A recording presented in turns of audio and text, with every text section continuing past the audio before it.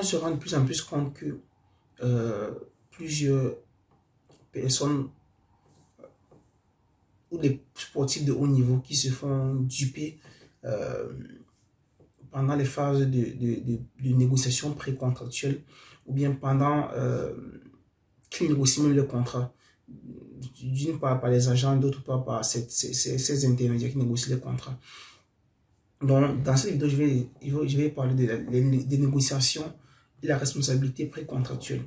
Disons que les négociations ont un caractère préparatoire et instrumental. Elles ne sont pas contraignantes pour la conclusion du contrat. Et pendant leur déroulement, les parties ont l'obligation d'agir de bonne foi. Le principe de bonne foi implique d'entrer dans les négociations avec une réelle intention de contracter. En cas de violation, on peut encourir une responsabilité contractuelle en vertu de laquelle on est tenu à réparer les dommages causés. Les dommages indemnisables sont reconnus dans les limites de ce qu'on appelle l'intérêt négatif. Donc, cela comprend le coût de l'opportunité perdue de conclure un autre contrat valable qui est ce qu'on appelle un manque à gagner et l'effort déployé dans la négociation, ce qu'on appelle un dommage émergent. Parlant de dommage émergent et manque à gagner, le dommage émergent est quantifié selon la perte subie par le patrimoine du créancier en raison de la non-exécution, de l'exécution incorrecte ou retardée de l'obligation par le débiteur. Ce qu'on appelle un dommage émergent. Maintenant, le manque à gagner concerne la richesse que le créancier n'a pas obtenue en raison de la non-utilisation de la prestation due par le débiteur, comme il s'agit d'un événement futur et seulement prévisible pour obtenir une indemnisation. Il faudra une certitude raisonnable quant à sa réalisation. Parlons des rapports juridiques préparatoires, parce que ces rapports comprennent le contrat préliminaire, parce que c'est important de comprendre cela. Parce qu'on a vu plusieurs contrats foirés à cause des malentendus durant les contrats préliminaires, les relations précontractuelles. Donc, les rapports juridiques préparatoires comprennent le contrat préliminaire, l'option, qui est un contrat par lequel les parties conviennent qu'une d'elles reste liée par sa propre déclaration, tandis que l'autre se réserve le droit d'accepter ou non. Le pacte de préférence, qui n'entraîne pas une obligation de contracter, mais à condition égale, une obligation de préférer un sujet déterminé à d'autres si celui-ci décide de contracter. La proposition irrévocable et la réservation, c'est les 5 éléments qui comprennent les rapports juridiques préparatoires.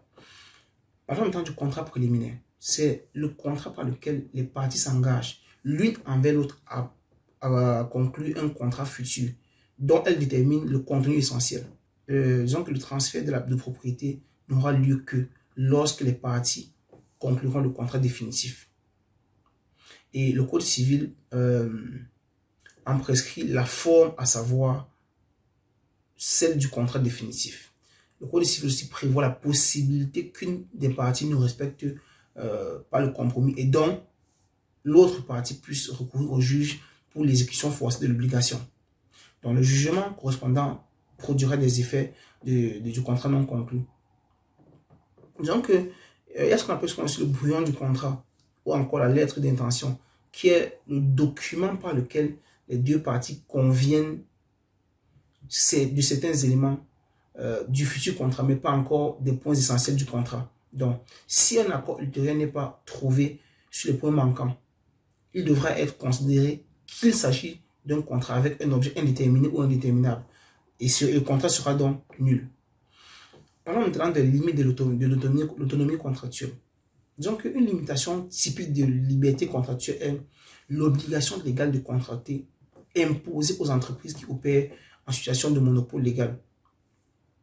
Dans le contrat d'adhésion, disons que le contenu du contrat est déjà établi par le contractant, tandis que l'autre partie est tenue d'adhérer en bloc si elle veut conclure le contrat. Donc, les conditions générales du contrat sont efficaces pour l'autre contractant si au moment de la conclusion du contrat, celui-ci les a connus ou aurait dû les connaître en faisant preuve de diligence. Donc, les clauses abusives non approuvées par écrit sont nulles et les clauses ajoutées au formulaire en cas d'incompatibilité prévalent. Évoquons en même temps les contrats avec les consommateurs. Disons que la protection du consommateur fait référence au contrat qui intervient entre les parties qui sont définies par un professionnel, qui est toute personne qui agisse d'un entrepreneur individuel ou collectif, d'une entité à but idéal ou d'une administration publique ou exerçant une profession intellectuelle qui mène de manière non occasionnelle une activité visant à la production ou la distribution de biens ou la prestation de services. Premier point. Deuxième point, le consommateur, qui désigne uniquement la personne physique qui par contre acquiert les biens, les services du professionnel pour les utiliser à des fins étrangères à son activité commerciale ou professionnelle, c'est-à-dire à des fins personnelles. Les conditions générales du contrat constituent le règlement négocié établi par un contractant pour la régulation d'une série infinie de rapports ultérieurs. Donc, des contrats standardisés sont prévus, proposés aux consommateurs, mais créent un déséquilibre entre les deux parties, entre l'entreprise et le consommateur. Disons que le législateur accepte le phénomène des conditions générales en exigeant une protection spécifique du contractant faible par la connaissance des conditions.